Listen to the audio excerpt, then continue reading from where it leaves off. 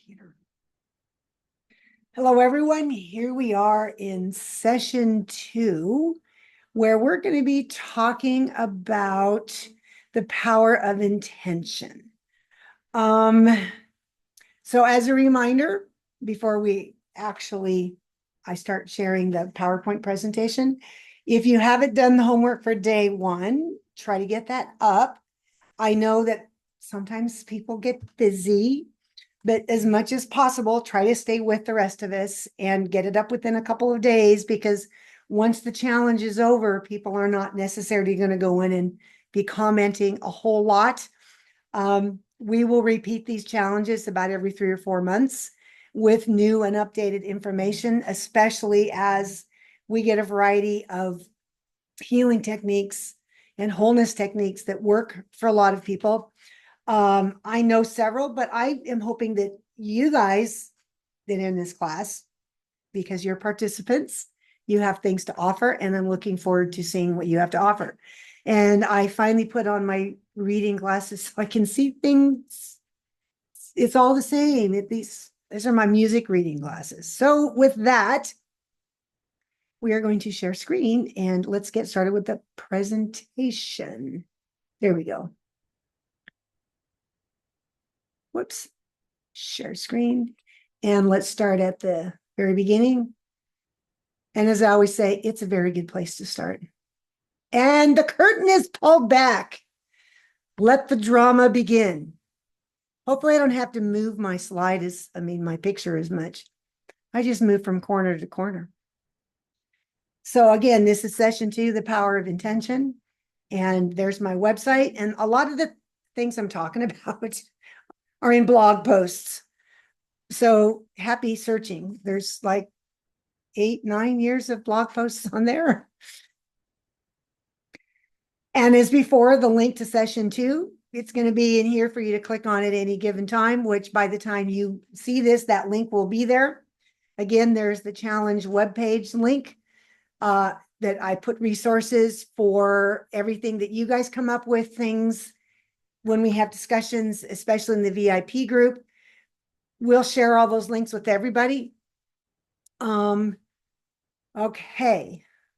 moving on. Frequencies in healing. Probably should have a different name to that. It's the power of intention. And I'm going to move this down here. Life and death are in the power of the tongue. I said that last time, but I cannot say that enough. And I'm a perfect example of doing that, which you will find out in session 4, the bonus session. Your imagination can be a powerful tool. Let's change it to be a positive tool. And how thoughts actually become intentions. In this lesson, you're going to get to use your imagination. I draw pictures, give you visualizations so that you can bring some of that stuff to, bring the imagination to the forefront. Then I talk about the mountains and gates of your life. And then how do you determine if you're making progress? And then, of course, homework. Moving right along. Your imagination is the eyes of your heart. And there's a reason you have it. So use it. Now, some religious organizations tell you, no, you shouldn't have an imagination. What if you get something through there that's bad? Well, take care of it. And because people do sometimes use it for nefarious purposes, and it's just like a knife. A knife can be used for good or it can be used for bad. It's your intention. So if your intention is that you're going to see the things that Creator shows you, and that's what you determine, and they're good things, then you know that more than likely you're using the eyes of your heart in the proper way. So I'm just going to leave that right there. And I love this picture because there's so many things that you can say about this picture. Now, again, depending on what religious background you come from, will depend on if you like this book or not. It's heavily weighted in the Bible. And even if you don't consider yourself from the Christian faith, you can look at the words that are being said, and you're going to find them in many other religious writings. So just keep that in mind. But this is the book that changed my life. Then I forgot about it when I got into circumstances, which I will tell you more about in number 4. Thoughts create intentions that turn into words. There's a bench of 3: thoughts, intents, words. Words are actions. We frame our words from what's in our heart. Actions and words are a result of framed thoughts and intentions. We have what we say because words come out of the abundance of our heart. We are living today what we spoke last week, last year, last month, when we were a kid. Unless we have overwritten it with something else, we're going to continue to live out of previous circumstances. Now, this is where you're going to use your imagination a little bit. We all have a thought river. So as you are listening to me speak, imagine your thoughts. We accept a thought. You're sitting on the bank of a river and you're looking across the river. And in the river, there are stones. There might be things floating down it. There might be something, or might be an animal across the bank on the other side. There might be something in the air. We see a bird swoop down and catch a fish. We see trees and I wonder what kind of a tree that is. Those are thoughts. So I see our thoughts as like a river that's running through our imagination all of the time, this constant river. So all these thoughts are coming down the river. Then all of a sudden, we pick up a thought. Then we start playing with the thought and entertaining the thought. And then we frame it. It's just kind of like a contractor builds a house. They get an idea in their head and they're like, okay, we're going to take this to an architect who's going to turn my thoughts and my intentions into and actually frame it so that I can then build it. The building is the action.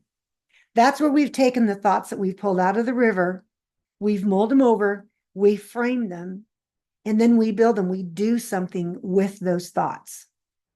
Then from there, there's a result.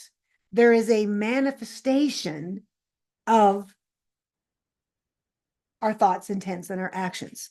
So just think of that thought river. Envision that.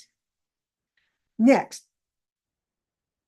So some things that I've said over the last couple of slides in the last presentation, and I'm going to add some more things here, and I'll say this again later. Life and death are in the power of the tongue. Our tongue is a very powerful force.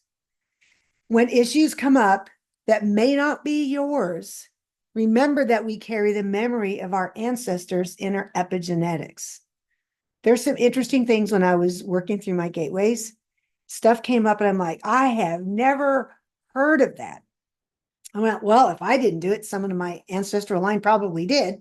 And that's where it comes down to the agree. You're quickly agreeing with the adversary. An adversary is anything that's negative, anything that's coming against you that wants to steal your joy, that wants to steal your peace, that wants to steal your love. So you agree with it. Okay, great. Somebody in my family line did it, and I'm going to take care of it. And then we understand that change starts in our spirit, then our soul, and our body. We function mostly from the soul because that's what we tend to function out of our emotions and out of our mind. We think things through. We go by what our eyes see. We rarely, unless we train it, we don't get our spiritual eyes to work like they should, or our spiritual understanding. But then we have to practice changing unhealthy mindsets. I mean, if you've thought the same way for 20 years, do you think you're going to change that in 5 minutes? No, it's going to take at least 90 days of doing something every day to reframe it, maybe longer. Depends on how much you practice. Okay, it all begins by marinating in our position of perfect love that's seated in Creator. Our 3-part being functions from a source of pure and unconditional love as we're seated. I call it in Him. I call it the in Him principle, in Creator, because we're co-creators. And, again, I'm not sure how all different religions talk about this, but I'm one who believes that I can't do this alone. I mean, I was created by someone, so why don't I go to the very source of who created me so that I could, that created the universe, so that I could partner, because we're co-creators, but I do this from the throne of my life. And here we learn to partner with the one who actually has created us. And now this is where we talk about the mountain of our life. And you saw this picture in the last presentation. The mountain of our life is love sits at the very top. And as I showed you before, you have all those beautiful rays that are radiating out. That is the energy of love. Just imagine, you see that. It's like you walk into a grocery store and you're radiating that. People are going to look at you and they're going to like, dude, I want some of that. Okay. Then we have a spirit, a soul, and a body that sit under love. Spirit works with love because that is our subconscious, our conscience level. I mean, the things that, even though that the conscience is in the soul, there is a spirit consciousness of something, a higher thing that cannot function from the soul. This whole, I'd say the spirit is functioning in quantum physics, if you call it any other thing other than that. So love flows into the spirit, then it flows on down the mountain and infuses each of the gateways all the way down to the bottom. We are designed to function from the spirit as it's positioned above the soul. The soul and body then come into agreement with what's in the spirit. This is when I started working on the spiritual things first in a different way than I had done before, because it was more about relationship and developing that co-creator process. But all of a sudden I had a spiritual awakening, and then my soul's like, wait, can I have some of that? And then some of my emotions and my things started to change because I was infusing the soul with the love that came from the very top. And then the body's like, I can finally rest. I don't have to be in anxiety anymore or whatever the thing is. And here's the other thing. Consider near-death experiences, which I have here as NDE. Every one that I have listened to, every one, they talk about the importance of love and how love literally changes them. And I've probably watched 50 of them just because I was curious. And they have a whole variety of different religious views. And a lot of it comes from where they were before they had the near-death experiences. But they all come to one thing. They know there's a God. They have different names for him. They know that everything functions from love, and that the way that we function in our world today is too much in the soul. It's too much based on our past, our experiences, and we make things matter that really don't matter. And that affects our body. Okay, so we'll leave that there. But I go through this whole process in the Mountains, Gates, and Castles class. So for example, here, we're going to visualize a beautiful garden. And I put some pictures, a couple of pictures here, some beautiful flowers. And then, imagine that you have this throne sitting at the top of your mountain. Now, I couldn't find any thrones online, and this is the only one I found, which my throne probably wouldn't, well, when I've gone and used my sanctified imagination, that's what I call it, my throne doesn't look anything like that. Yours is going to look, and it's going to mean something to you. But you see this sitting at the very top of the mountain where you can see everything beyond. So in the garden at the top of the mountain is your throne. From this position, you see everything that goes on in your life and everything around you. If you imagine those lookout towers that they used to have to spot fires, you go into a lookout tower and you could see for miles. And Forest Service people would go up there and they would sit there with binoculars and look around, and they could see smoke. They could call in the coordinates and they could take care of the fire immediately. That's what it's like sitting on the throne of your life, where you're governing everything that goes on around, but you're doing it with Creator in the garden of your heart. Because remember, the heart it's actually, they're finding in science that it's a greater thinking organ than the mind. And in our heart is where we are seated in perfect love with Creator on the mountain of our life.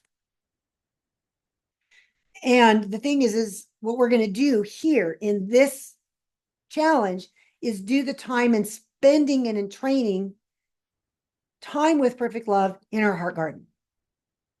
And you're going to feel the emotion of joy and peace and love. That's the goal, is to just do practice bringing in the emotions of what perfect love feels like. And the gateways of our being. So here's another picture of a mountain. You've got the spirit, you've got the soul, you've got the body. The throne is up at the top. And your inner being, that's you. That inner part is your heart. And you're in there. So that is the inner part of yourself. And we function from the inside out.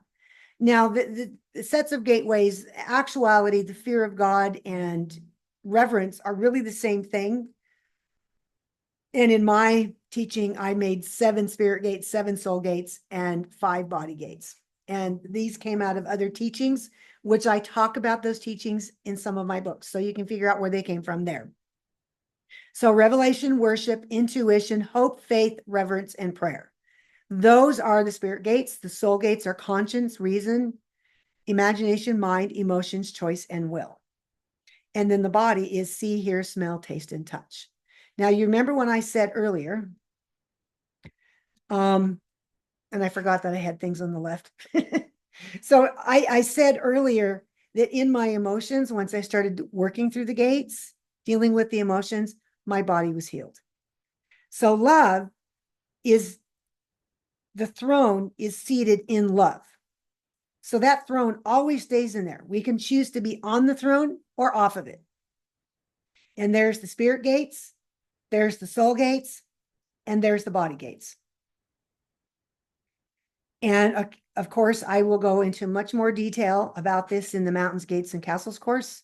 So you might want to, rather than buy it, just hold off, because there's going to be a special deal on the last day that just might include this class and a couple others. Hint, hint, hint. So daily practice is important. We allow unconditional love to flow from the place of perfect love into the spirit gates, then into the soul and the body gates, where our whole being can come into agreement as a bench of 3, body, soul, spirit, with who we were created to be. A lot of times we have issues because we've lost our identity, or we don't know our identity. We're listening to what someone else tells us to do. My practical application was first love. Everything comes from a place of developing intimacy with Creator first. Now, I was a pretty strong person before I married an abusive man. And I had a pretty good sense. I'd already read the Charles Capps book, The Tongue, A Creative Force. And I was already on my way to doing some things. And then all of a sudden I came out of agreement with that and stepped into agreement with the lies. So then all of a sudden my mind, I had some paradigm shifts. It took a couple of years to get there, but that's eventually what made me sick. But I had to reframe all of that. And that took a long time. But I had to learn to have no expectations of what anything would look like when I was making the new mindset adjustments. Then the gateways. Gateway cleansing led directly to physical healing. I created written decrees, and some people call them affirmations, to speak over myself by faith, knowing truths would go into my entire being. Because remember, the words and then our thoughts are, oh, I'm doing this by faith. I don't see this yet, but I believe this is what it's going to happen. And then I work daily on the junk within my DNA. Because remember, the epigenetics were carrying the memory of our ancestors. And so when something would come up, I was like, oh, wait a minute. I think I remember a time when my mother told me a story about blah, blah, blah, blah. And that would make sense. And then I would go deal with it. And there's a variety of ways to deal with it. So gateway work. We understand that, click, our first and most important gate is that of perfect love, as we're seated with Creator at the top of our personal mountain. For this 3-day challenge, we'll focus on perfect love. In the Mountains, Gates, and Castles class, we let love through each of the soul and body gates, cleansing them of impurities. That takes 60 days to do the whole class if you do it every day. The gateway flow. The spirit gates are opened through revelation as love flows through them. The soul gates often need overhauls and or spring cleaning. It's just like a house. I mean, I got to clean my house. I have 3 cats. They leave kitty dongleberries, fur balls everywhere. And I'm constantly cleaning them up. So I have to clean. I mean, gates are no different. During gateway cleansing, we're invited to adjust our paradigms. We invite the soul to come into agreement with what our spirit knew from the beginning of time. And if you listen to some of these near-death experiences, many people have said, I understood that I agreed to come into my body during this time, and I already knew that I got to choose my parents. I knew that I was going to go through these things, but I didn't understand this until the near-death experience. And there's been enough of those people who have said that, you have to go, So that's what that comment is for. And I have to move me again up here. Our body comes under the authority of the soul, the good, the bad, and the interesting. You normally hear the saying, the good, the bad, and the ugly, but I'm putting interesting because sometimes we don't know if it's ugly. We just like, that's interesting. All right. Now, for those of you who from a Judeo-Christian background, this is how I did it. Now, if this is not your belief system, there are other ways that you can do this. So you can still do this. You can own a behavior. So what happened is when I was cleaning gates, some weird situation from the past would come up and I would see my attitude was some stinking thinking. So I'm like, frustration. We'll just use that. I was frustrated about something a neighbor said or something my brother said or, something like that. So I was super frustrated. So I renounced ties to the behavior. So I renounced ties to frustration for that instance on behalf of my entire ancestral line. I repent on behalf of myself and my ancestral line.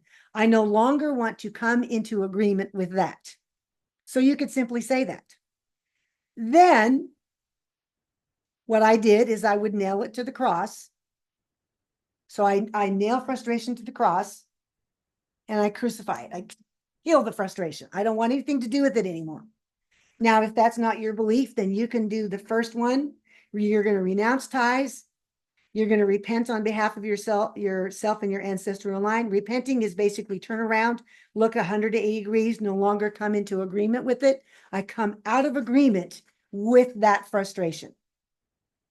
Then I'm going to take that, and here, the Judeo-Christian thing is you're going to cover it with the blood of Jesus, which is John 3:16, and you're going to trade it for the opposite behavior. So frustration. How about the first thing that came to my mind when I said that was joy. So I'm going to trade that frustration for more joy.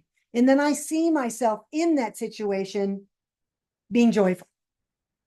Okay. So however you want to do this, these are the basic 3 or 4 things that you can do. So own the behavior, do a 180-degree circle, come out of agreement with it, repent on behalf of yourself and your entire ancestral line. Then you can, if you don't want to do the crucifying the blood of Jesus, then you just take it and trade it for an opposite emotion. So either works. It depends on your paradigm and what you prefer to come into alignment with. And this is where we talk about, okay, I get to move me again. Woohoo. This is the fun part. I should just leave me down here. Since we carry the memory of our ancestors in our DNA, we have plenty of memories to work with. This is dealing with the physical issues that have emotional roots. We carry all life traumas, fears, frustrations, bitterness, etc. in our emotions, which is in the soul gate or soul gates, which then funnels down into the body. Most of our issues are dealt with in the soul since we're used to functioning out of the emotions, our mind, our will, our reason, our imagination, and the daily choices. Now, those are just some of the soul gates. Now, the conscience comes in. Once we have developed a habit, then it goes into the conscience level where we unconsciously do things. That's the reason the conscience is in the soul gate. But consciousness itself, there is a spiritual aspect to it that I believe sits in the spirit gate. So if we have a physical issue, the first thing to do is to see, is there an emotional root behind that physical issue? And there's a book that I've recommended, Feelings Buried Alive Never Die. And that is pretty thorough, but we've changed and added to it in our emotional roots of physical symptoms chart. Our being, our spirit, our soul, our body, we're one being, is happy when we allow healing to flow from the spirit, then to the soul, and finally to the body. And I really didn't walk in wholeness that I'm dealing with now until I put things in the proper order. Rejoice in the victories. Journal your revelation, allowing Creator to speak directly into your situation. I have many journals full of all kinds of stuff, and I go back and I'm like, oh, wow, I'd forgotten about that. So if you don't journal, start. It's very helpful for you. Personal responsibility. As we sit in perfect love, this provides opportunities to deal with life situations, traumas, fears, anger, worry, depression, generational issues, blah, blah, blah, you name it. And here's another thing. Many sacred texts say our body is a temple. Okay, so if you look at your spirit, your soul, and your body, temples often reflect different sections. You know, there's an outer court, there's an inner court, then there's a holy of holies. And gateway work keeps our temple pure. And you'll notice that in all of the temples that they talk about in holy books, there's a progression. You get to the holiest place where the most intimate things take place. And if you keep that pure, then the rest of it works. As I focused on seeing situations through God's eyes, keys to issues in my life were unlocked. And one of the things that I do is I take a barometer check of my emotions and attitudes frequently. And they are a telltale sign of our current state of being. Where are we now? Negative triggers provide an opportunity to assess where we may be at any given time. And so I actually would say, okay, God, anytime I'm negatively triggered, make me consciously aware that I was negatively triggered. And at first it happened a lot. And then I would go through that whole repentance process that I explained earlier. Sometimes I do it 20, 30 times a day, but I'm practicing getting rid of stinking thinking. And so the negative triggers are really a good way of determining where an issue might be. Signs that there's progress. Are you more joyful on a regular basis? Are negative triggers having a less of an effect on you? I mean, do things that used to trigger you no longer trigger you? Are you beginning to understand unconditional love more and are judging others and other situations less? I mean, it's really weird. I go into Facebook and I look at all these reels, and then you see comments. You shouldn't do that to animals. Why are you doing something that stupid? And all the comments, they're just judging them. I'm like, can't we get on Facebook and say, wow, that's interesting. That's cute. Oh, I like the cat in that picture, rather than pointing out the things that people are doing that they don't like. We take the social media and we use it as a weapon. That is judging. And we start doing those things less and less when there's progress. We see small changes in our physical body. And you might not notice it. I'm going to move me over here again. I noticed that for me, I had something that was like chronic fatigue, and I noticed that it was dissipating. So you have to pay attention to the small things. You're building stronger intimacy with the Creator and understanding the One is there to assist you. You're more spiritually aware of what's going on around you. And the other thing that's super important is we have to remember that we have our own personal identity. We often take on the identity that someone else puts on us, which is what I did during my marriage, which is what caused all the problems. Because I'm a strong person, I thought, oh, it's my problem because I'm not giving him space to be who he is. Well, he used that against me. And that is one of the reasons I fell into the trap. And I had a certain belief system that said, once you're married, you stay married. Okay, so there's two issues I had right there, that someone who really wants to control, they will use the things where they know that they can get under your skin, and they will change your personality, or they will get you to believe something different about yourself. And the very thing that he attacked was my gifts, my hobbies, my talents, my desires, and all my dreams, which were put there by God. And if anyone has done any of this crap to you, it is time to change that. How do you find your identity? It all starts from that place of being in Him, in Creator, on the throne of your life. I mean, if anything else, just meditate, put on some music, meditate on sitting in that place of perfect love. Do nothing but meditate. See it, envision it, start describing what's around your throne, start describing what's in your garden, all the things that just bring you joy. Half an hour a day. You'd be amazing what that would do. As you sit in perfect love, hidden treasures that were buried are uncovered. Interesting. Then you take an inventory of your favorite things. Have conversations with Creator about your list that you created in the first lesson. And then you're going to bounce your thoughts off others whom you trust, and they won't judge you. And I get to move me again, all the way over to the left. So journal what comes welling up within you, your ideas, your inventions, your creativity. Now, when something comes flying through my mind that just seems so far out of left field, I'm like, wait, I wouldn't have come up with that thought on my own. So I write it down somewhere, or I'll journal about it, and then I'll let it, and then I'll think about it, and I'll marinate. And I'm like, God, is that from you? Is that a creative thing? Then show me how this works. So that's kind of how I do that. You'll discover your identity through developing an intimacy with Creator. And your life call is written in your DNA. You agree to it. I mean, if you go back to these NDE experiences, the near-death experiences, and how many people talk about that we've forgotten once we start living this life because we're too affected by what's going on around us, that we forget. So I just thought it was really interesting that these people talked about those things. And so some of the things I'm doing now, I would have never thought about until I started this intimacy process. I understood that developing my identity took getting beyond my current thinking by stepping out into the unknown. The unknown can be scary, but no, it doesn't have to be. I had to let go of all preconceived ideas of what something should look like. It was only out of working through the gateways when I began to understand my call in life. Patience is a must. There is no easy button.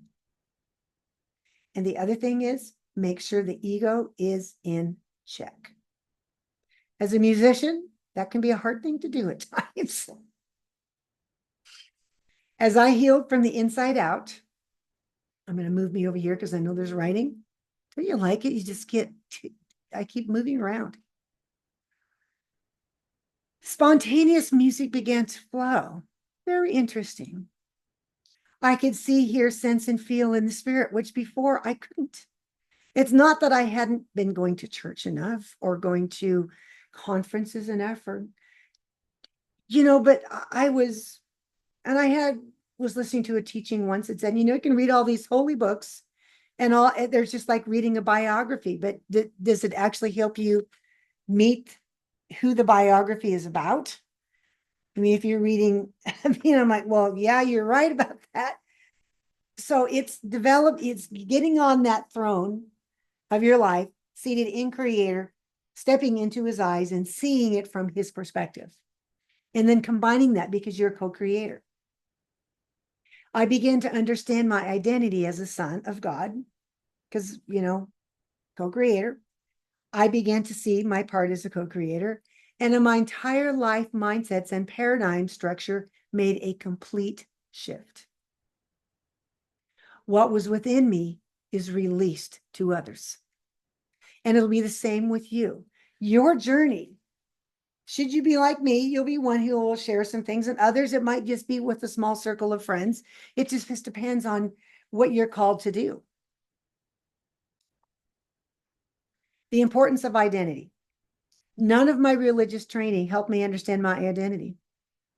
Developing a relationship with Creator is how I learned to be who I'm created to be. We must see Creator as a partner in all that we do. And once I began to function from my original call, I'm not as swayed by what goes on around me in the world. What people tell me, I'll look at them and I'm like, fine, believe what you want, but I don't take it on. If you're one of those people who's an empath, you're going to have to learn how not to do that. The more we function out of unconditional love, the more we step into our identity.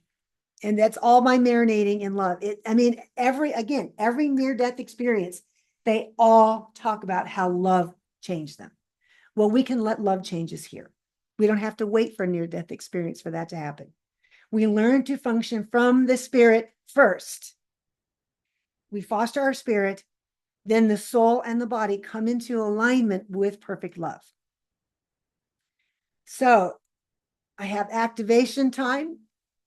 And I'm calling it activation because it's kind of like your homework. So do it for a month. Go to the top of your mountain. See yourself ruling your life from the top of your mountain. Begin looking around. You're going to sit on your throne and you're going to sit into Creator on the throne. From there, you're going to look around. You're going to be enveloped in perfect love. You're going to marinate in that perfect love. You're going to journal what you see, sense, hear, and feel. And then you might see things that are further on down the mountain or out there that you might see a life situation from 30 years ago or 40 years ago or whatever. Cover it in perfect love. Just simply cover it in perfect love and journal that you did that. So that's one of the first things. And then if you want music, here's a link to a song called Discover Your Identity from my YouTube channel. It's 30 minutes long. And then you see yourself go to the throne on your personal mountain. You sit in Creator on your throne, just like I've said before. As the music plays, write what you see, sense, hear, and feel about concerning your identity. And this is so this one's a little bit more specific, where you're looking specifically for your identity. The other one is just generally partnering and resonating with perfect love. Feel the emotion of perfect love resonating through your entire being. Then you're going to create a video or post on Facebook page about your experience. So some people like to type, some people like you just use your phone and upload the video from your phone to the Facebook group. Keep it under a couple minutes, please, if you do a video. And you can share about your experience. You can either type it or you can do a video. I don't care. And you want to repeat this several times a week. And like I said, if you really want to see change, you're going to need to do this at least 90 days. Every day. And the next thing, so you're going to choose one of those two things to do for your assignment. Decrees and affirmations. So from that place of love, you're going to allow Creator to show you something positive about yourself. Then you're going to begin to marinate on the good things about you. Then you're going to create decrees and affirmations to help you remember. I decree and declare that I function in perfect love. I decree and declare that I'm just trying to think of another one, that my body is healed from the very top of my head to the bottom of, every cell of my body is healed. Or I affirm, if you want to use the word affirm instead. But a decree and declare is like what a king does when he decrees and he puts out a proclamation out there. And, they used to stamp it to the thing. So that's why I like to use the word decree and declaration is, it's like it's put in writing. And I like to write these down. And then I just speak them over myself. So, right now I'm saying some decrees and declarations over a variety of things. And I have them written down in a book and I say them over myself several times a day. And it's to get that into the water memory. It's to get that into my transforming mindsets thing. Then if you like music, choose healing instrumental music generally that brings you to a place of love and joy to play while you speak your decrees. Now I've got an entire playlist on my YouTube channel of healing music if you need some. Speak the decrees often, see and feel them working on your behalf. Choose one of the activations and go to the 3-day challenge Facebook group. You're going to post a short video or create a post with what stood out to you. Comment on at least 5 other posts, give them some love, emojis, make some comments. And then again, if you have any healing modalities that you have used and like and know enough about, post a link to where people can find more about that modality. And then you get to answer questions that people have said.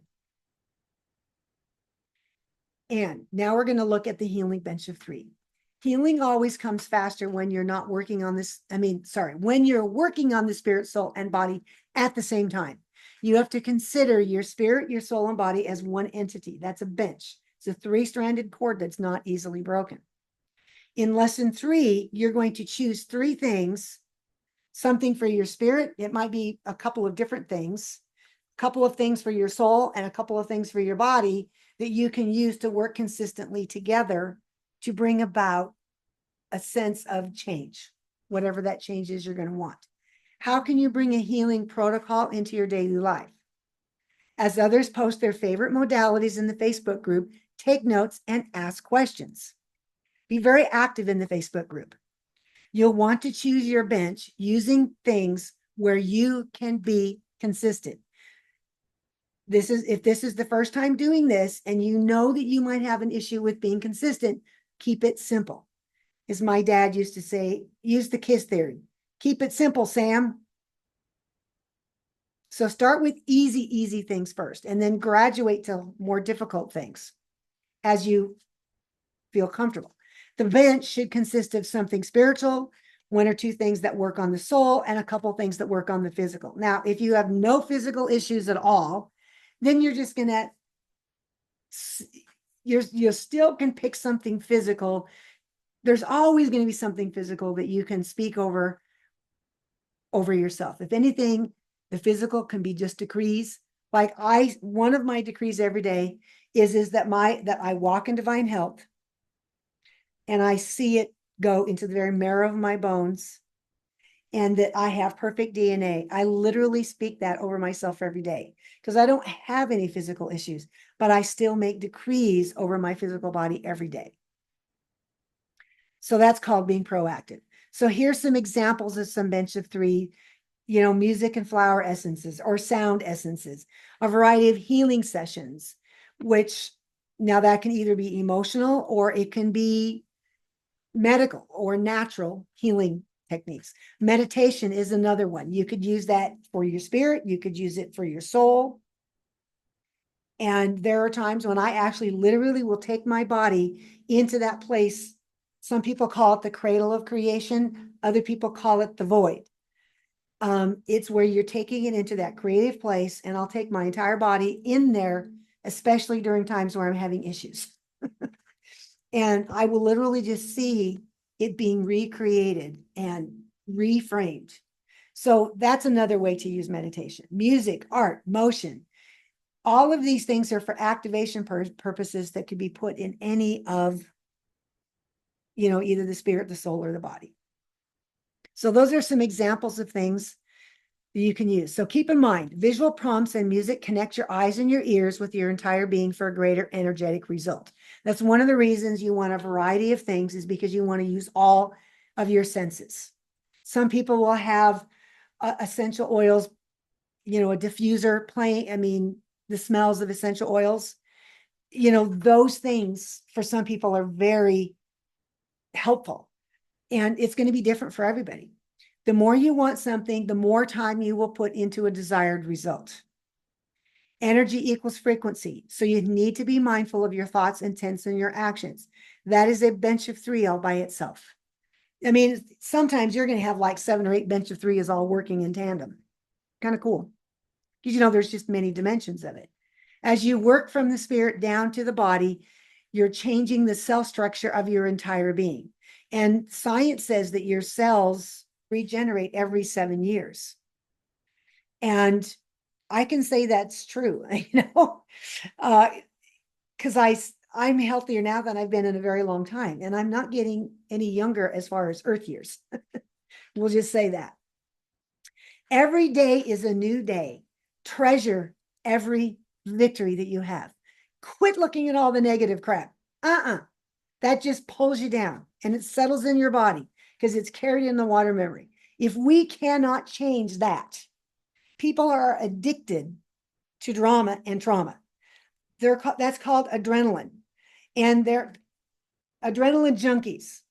They go and they watch all the negative news, they watch all this crap, and then they wonder why they're sick because we're focusing on all that stuff. I mean, we need to focus on what's good, what's pure, what's right, what's rooted in love, what's rooted in peace, what's rooted in joy. The more we do that, we're going to have more victories.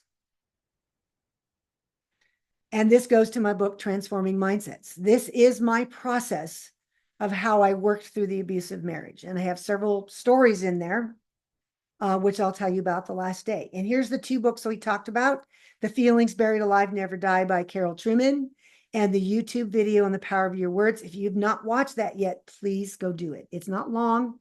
TEDx videos are pretty short. If there's one thing that I can get you to understand in this, the power of your words. We'll see you in session 3, and be sure to post your homework. And here's some resources from Healing Frequencies Music. Yes, there's the 528 Creative DNA album. Subscribe to my newsletter and my YouTube channel, and there's a place to do that in the upper left-hand corner of the website. If you need healing music, there's the samples page. The Transforming Mindsets book that I spoke of earlier, there's the link to it. And choose some personal music. I can create personal music for you. Or you could do the song of the month. There's a lot of things. If you want music as part of your process, I can help you with that. Okay, so I'm going to escape and we're going to stop sharing screen. Okay, with that note,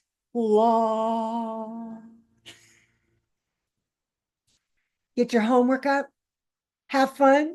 If you have any questions, post them in the Facebook group, and you can also save other questions for the Q&A session on the 24th, and we hope to see you on that call. And again, all of the calls, whether you're in the VIP sessions or whether you're on that Q&A, those are all recorded and will be emailed to you sometime the same day.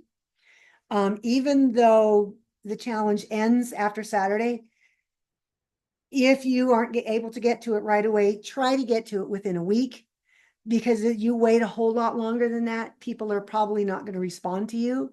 So the goal is try to do the challenge as quickly as you can during the time that the challenge is going on. That's where the energy is on, is during the challenge. That's why it's called a 3-day challenge. So hopefully you've got the time set aside to do this, and we'll see you in the next lesson.